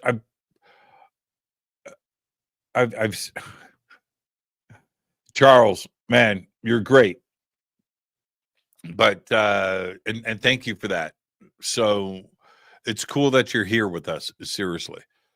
I have talked about my reactions to and how I would and how I have read on so many different occasions with so many different types of craft, different experiences, different groups of people. So yeah, I've never been scared. I have no, like when I saw the beer can, which was so big, and I had so many people around me, and you listen to my reaction. I mean, listen to my reaction. I'm not scared. I'm like, man, let's go. Video, pictures. I use some very colorful language in telling everybody, what to do and how to react and how to get this done. So yeah, I've never been scared, always excited. But the first time, the first instant, the first second that the beer can come into view, I was so not prepared, and you're never prepared because all of the stuff just happens and it takes you by surprise. But I wasn't prepared for that. It wasn't a flying saucer. It wasn't a ball of light. It was, this giant beer can. There's no other way to explain it. But when it came out from behind the mountain and I'm looking at it, I think that my brain was so confused and was trying to process the moment.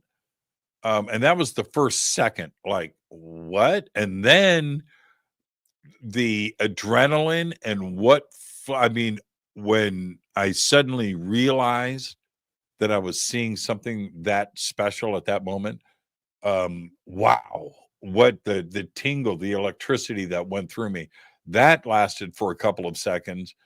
And then I did the reaction and I jumped up and I told everybody and I looked at it with my eyeballs and I see it. I'm looking at binocular.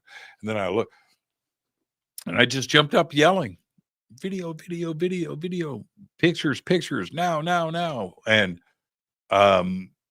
yeah, I'm just so thankful that there were so many people there to see it because that was crazy. But I didn't get scared. No. I think for as crazy and remarkable and special and extraordinary and everything that moment was, I maintained pretty good composure considering, because I could have, I could have just as easily lost my mind. It was that crazy. You know, when it was, you know how crazy it was? This is how crazy it was. You know, when Will Smith wakes up and he goes outside and he's looking at the neighbors and he's like, Janet, look at the neighbors are moving. Right. And then he turns around to see what everybody's looking at and his face, and he's looking at that. It was that crazy. That's what we were looking at. It was that crazy. Yeah. It was insane. It was insane. But I maintained. Have I been to the caves in Tibet? I have not. I have not been to Tibet. I'd love to go to Tibet, though. I would. That's a bucket list thing. Next year, I'm going to get, there's 3 trips that I have in the works right now, which is Easter Island, Iceland, and Australia. So those 3 things are being put together right now, and those are definites. Man, Tibet.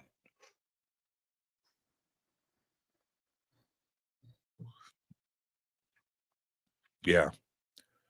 Yeah, that's up there. That's up there. So is, I mean, there are a few places like Tibet that I would like to get to. Yeah. Happy Gilmore too. I gotta say, I watched it. It was pretty good. I didn't want to like it. I just thought, man, this is going to be bad, but it was actually okay. It was actually okay.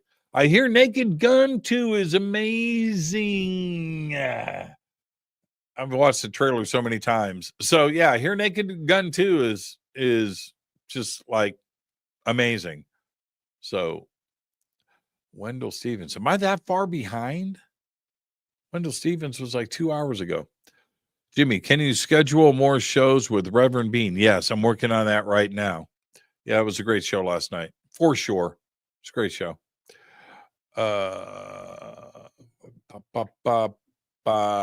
What's my go-to song to set the vibe for a Jimmy Church house party? Unchained by Van Halen. That's up there. Yeah. Yeah. Maybe a Dawkins song. Judas Priest and Pantera and Rammstein. That stuff comes later in the night. But to set the happy mood at the front of things, yeah, man, Unchained. I'll do, ask anybody that's been here. I'll do the first hour of my house party, people coming in and getting settled in and, you know, and prepping everything. That's Van Halen. Usually Van Halen too. No, well, Unchained. It doesn't matter. It could be Diver Down.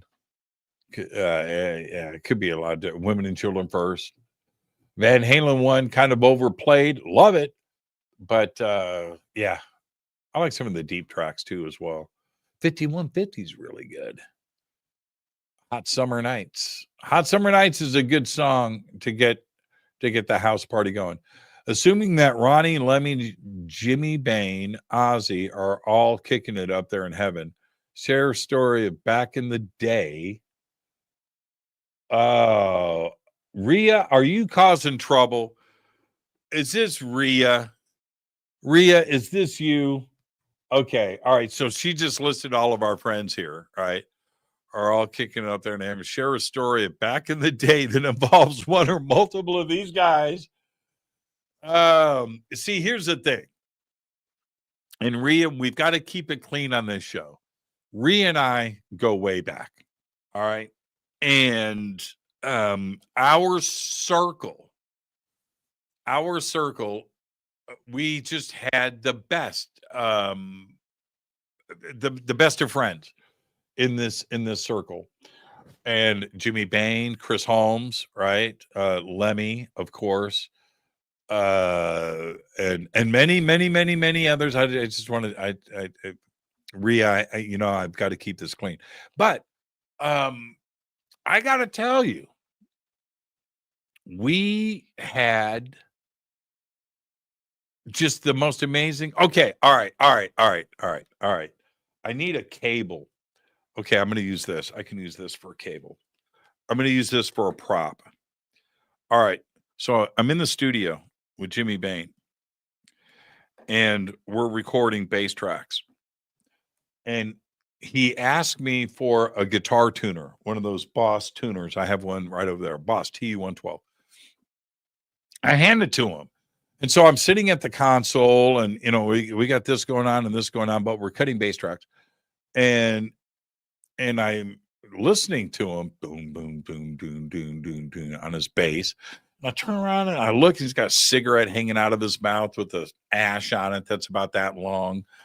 And I'm looking, he's looking at the tuner, and, you know, and it's plugged in. He's looking, doon, doon, doon, doon, doon, doon, doon, doon, doon. He's tuning. So I'm like, dude, man, how long does it take? It's like 15 minutes goes by, 20 minutes, you know, doon, doon, doon, doon. I'm like, dude, and I'm watching him, and he does this. He takes his bass cord. He's plugged into the tuner with his cord, but he takes his bass cable and he's pulling it back, pulling it back, pulling it back. He's not plugged into the tuner. I don't say anything. I'm watching this, and I just watch him. Takes his cigarette, he ashes it, takes it, plugs in his bass into the tuner, tunes it. Now he's tuning. I didn't say anything. I just watched that go down, and that's Jimmy Bane. That was Jimmy Bane. I don't know if you were there, Rhea, or not for that. And if you weren't, you either just left or you got there after, or you were there during. But yeah, and that was like, you know, I had this apartment with this studio in the front room, a 16-track studio. And the talent that came through there, and we were playing and just hanging, and so it was just incredible, an incredible group of. Rhea, you're right though. You know, I go back and look at those days, and I mean, it's obvious that, you know, we lived through it, but how special, you know. And I don't know if we realize or appreciated how amazing and how magical that group of friends was, and those moments that we have, because to this day, Rhea and I and a couple of our friends, you know, we'll get into some kind of little private chat going and stuff, and recalling certain things, and I just go back and go, man, that was insane.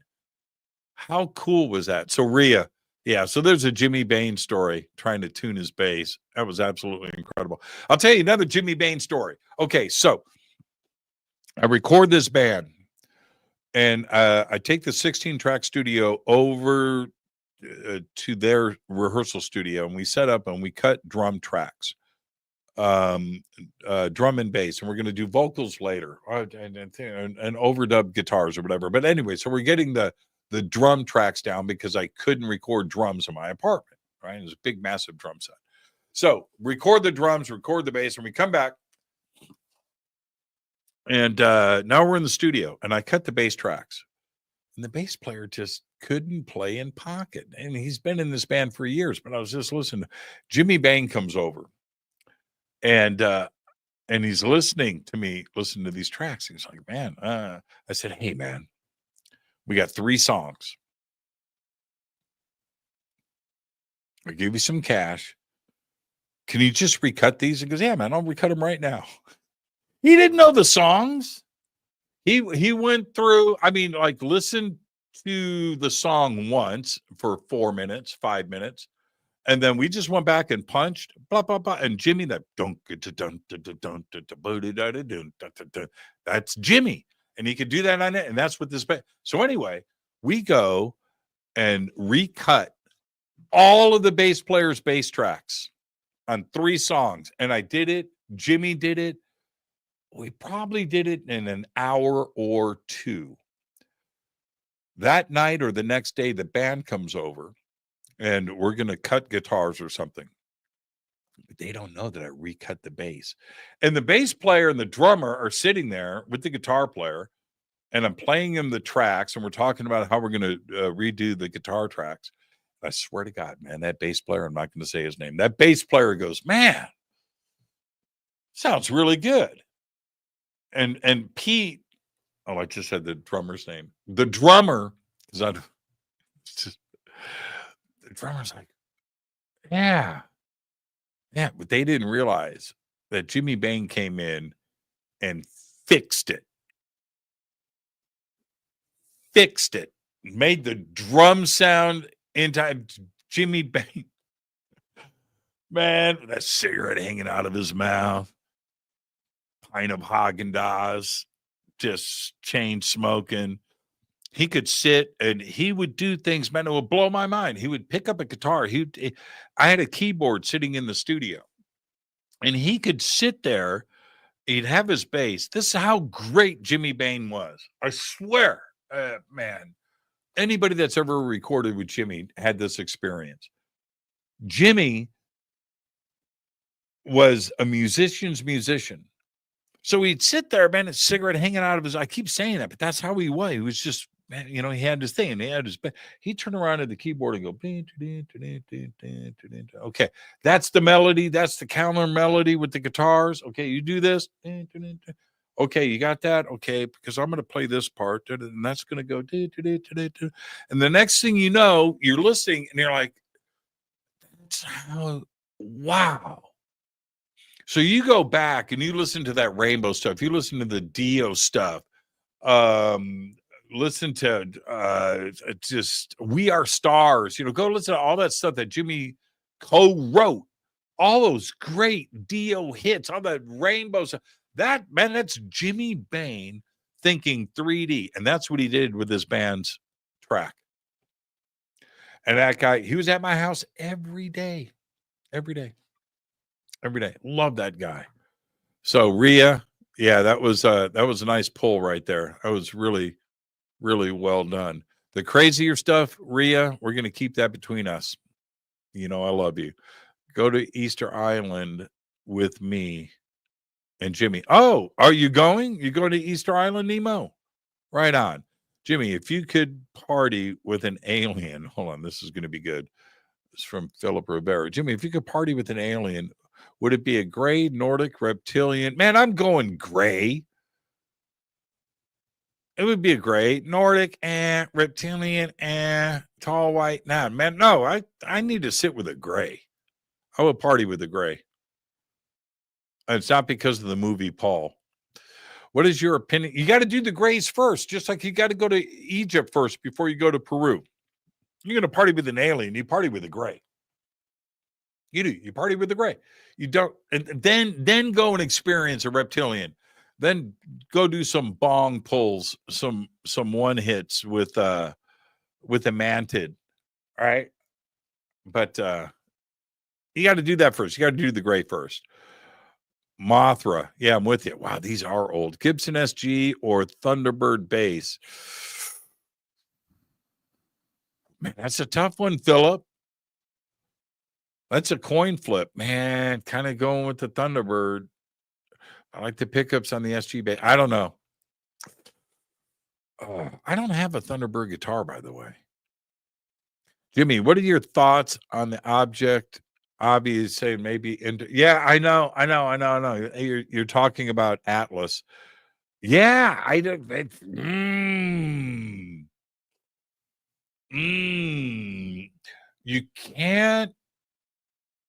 You can't really get into a position of debate with a Harvard astrophysicist that is the director of the Black Hole Institute out of Harvard. You can't, he's one of the smartest people on the planet. I know this because I know Avi. I know him. All right. So,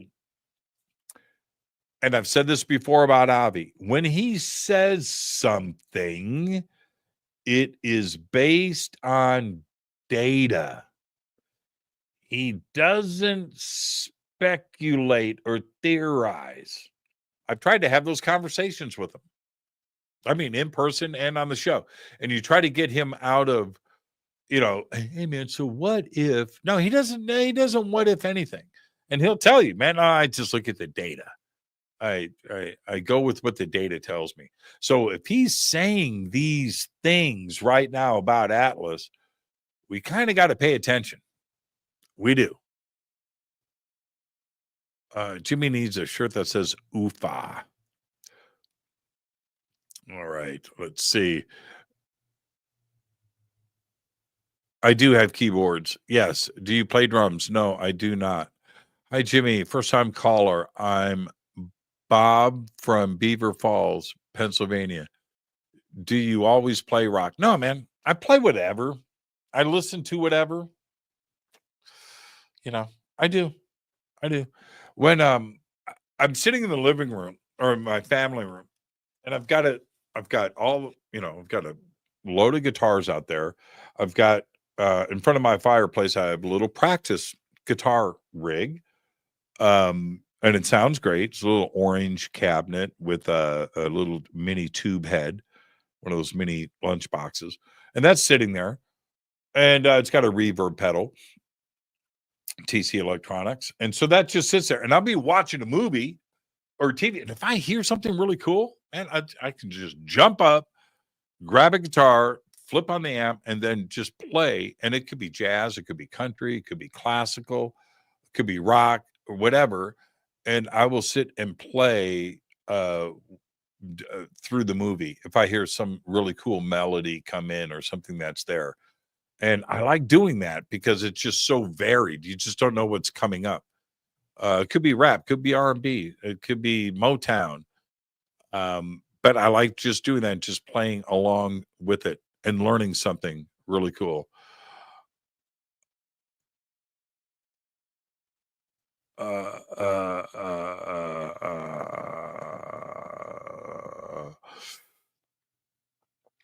Man, some of these comments, man. Bill, I hope you got your I hope you've sharpened your tools tonight. All right, let's see. I'm just trying. Okay, here's what's this? What's this? There's a let's see. What's this?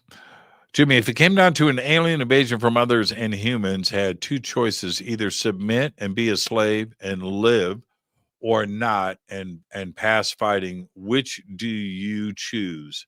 Well, do we go with the old story, right? Right? What ended up Independence Day? It was a biplane, right? Randy, what's his name?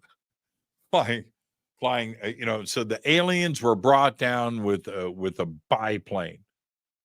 And you look at any alien invasion movie, man, or TV series and everything, it's always humans banding together in the national forest somewhere with a town that they've gotten together and that they have, they're still trying to get their radios to work, and they go out and they defeat the aliens with, handguns.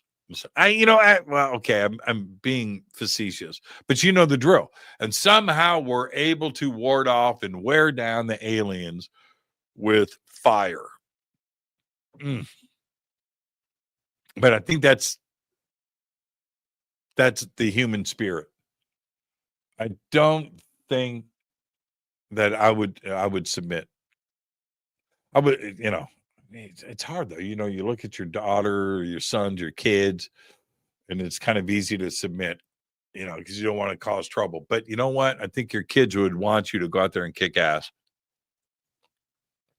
So, if that's it, if that's the end of everything, it's alien domination or else. Well, you know what? Yeah, I'm going to fight back. I am. That's what I would do. I'd go down in flames. I would, riding my Harley straight at them. Am I a JBL or Serwin Vega fan? I like both. Serwin Vega on a budget, JBL, nothing sounds better. But Serwin Vega, if you're on a budget, man, it's nice and loud. How was Happy Gilmore? Happy Gilmore was good. Yeah, it was good. It was actually good.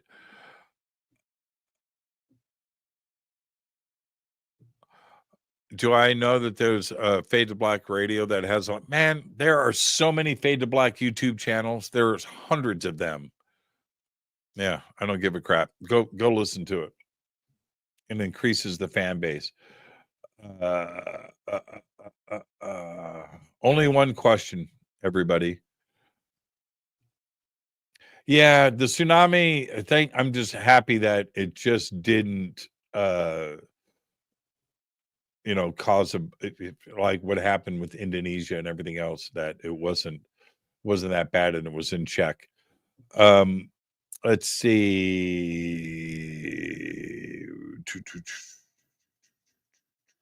I don't know. I don't know about the Schumer amendment. I hope it does go through. If you're talking about the UFO stuff and the UAP things, yeah, let's hope that it makes it through. My first can of beer was unforgettable.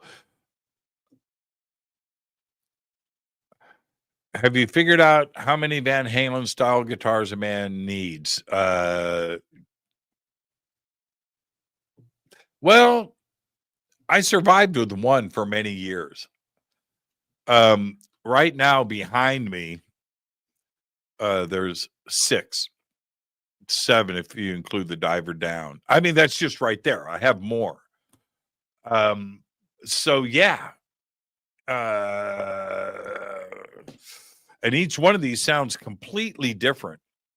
Probably the best one, yeah, it's still the Frankie. But that black and white is amazing. The Bumblebee over here, that one is really good. The diver down here, the 5150 diver down, that thing is incredible. That black and white over here is incredible.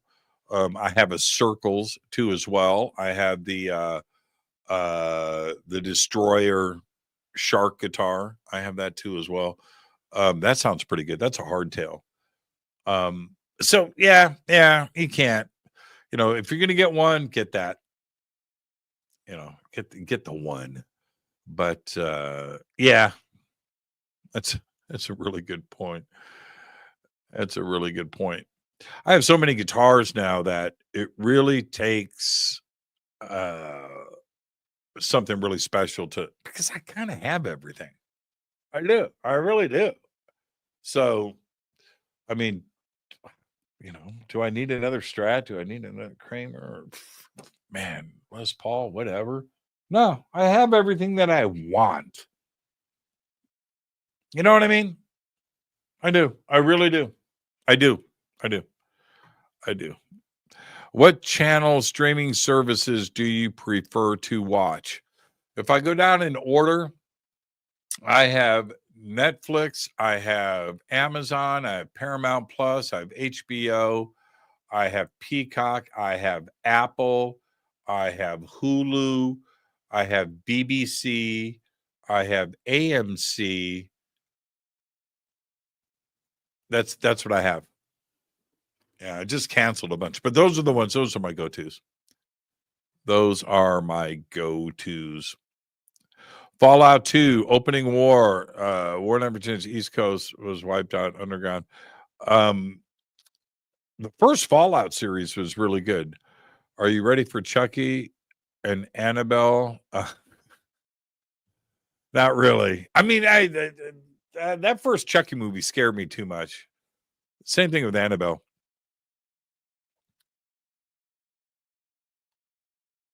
Yeah, I know.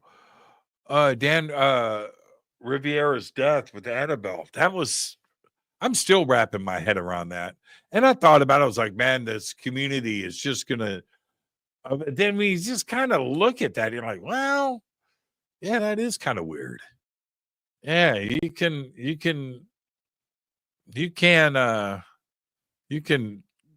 extract and extrapolate so many different things out of that.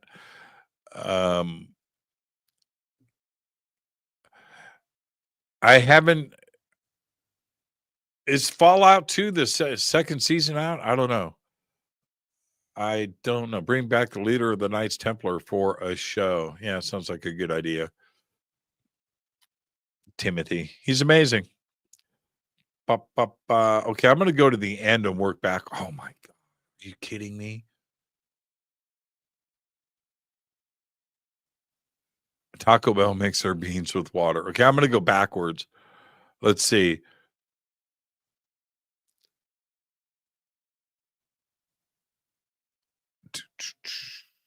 Then I'm going to wrap this. I've got to get ready. I got to go. I got to fly. Hey, Jimmy, what are your thoughts on the 2008 Turkey UFO vids? I think they're amazing. I've watched them until my eyes turned purple. I've watched them a lot. And I think they're very compelling. A good hole-in-the-wall Mexican spot in L.A., man, Casa Vega in Sherman Oaks on Ventura Boulevard, or El Compadre.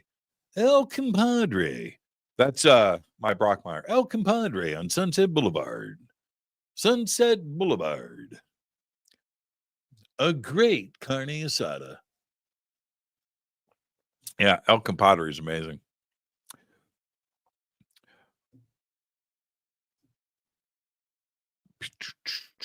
Okay, so with that, let's see. Pete Zissa, do you think chaos would happen with religion for any answer? Yeah, I know. Pete from Mansfield, Ohio. Pete, how you doing? Here is, I just think that with TV, with disclosure moving like it is, the media, everything else that's been happening, coupled with the way that Steven Spielberg's dealt with it over the years. You go back to Forbidden Planet, all the B movie, the Earth people understand that aliens are out there, and the idea of aliens and life outside, beyond our star system. It's a way of life. Nobody disputes that reality. So I don't think that there is a shock. The shock that people talk about are what think tanks, and different reports, and the Warren Committee, whatever, the Condon Report, the Rand Corporation, different think tanks. There's hundreds of think tanks in Washington, D.C. that are there to suggest things and how we would react. And I don't buy into that. With the revelations that have happened lately, and there have been a lot, nobody has freaked out. Wall Street hasn't freaked out. The Vatican hasn't freaked out. Islam hasn't freaked out. The Dalai Lama hasn't freaked out. Nobody, Hinduist, nobody has freaked out. Religions have not freaked out. The military hasn't freaked out. Nobody's jumping out of buildings. There's no craziness has ensued. No, I think we're ready, and I think we just want to just hear it for the final time so we can move on. I'm talking about not our UFO community, that too. I'm talking about the world. Man, just tell us so we can deal with other stuff. We don't have to think about this anymore. Just tell us that we're not alone. You've made contact. They're visiting here so we can continue. That's it. That's my take. And I'm not wrong. I am not wrong. And I've said this so many times. I will defend this community. I am here to be pissed off. I'm here to fight for this community. I will always do that. I will always give it to you straight. I'm not going to lie or to make things up or exaggerate or do. No. I'm not about any of that. So when it comes to disclosure, are we ready? Yes, we are. I like asking guests that all the time. Can we handle it? Because I want the guest opinion. My opinion, yeah. Nobody has freaked out. We had David Grush get up in front of Congress and say the things that he said, and nobody lost their shit. Nobody, anywhere. Some people were surprised that went down in the House. Okay, all right. But the Vatican didn't freak out. Wall Street was fine. Yeah. Nah. The churches across this country were fine. Nobody, no. Now, that stuff being said 30, 40, 50 years ago, probably a different story. With that, everybody have a great, safe, fun, and amazing weekend. I'm going to be in touch with everybody. I'll be live streaming. I'll be posting images and everything else and hanging out with you all weekend. I'll see everybody back here on Tuesday. All right, Tuesday. So until then, have a great, safe, fun, amazing weekend. I'll see you out there. But for now, all I've got is go back, Lee Tap. Fade to Black is produced by Hilton J. Palm, Renee Newman, and Michelle Freed. Special thanks to Bill, John, Dex, Jessica, Dennis, and Kevin. Webmaster is Drew the Geek. Music by Doug Aldrich. Intro, Space Boy. Fade to Black is produced by KJCR for the Game Changer Network. This broadcast is owned and copyrighted 2024 by Fade to Black and the Game Changer Network, Inc. It cannot be rebroadcast, downloaded, copied, or used anywhere in the known universe without written permission from Fade to Black or the Game Changer Network. I'm your host, Jimmy Church. Go back, Lee Tappy.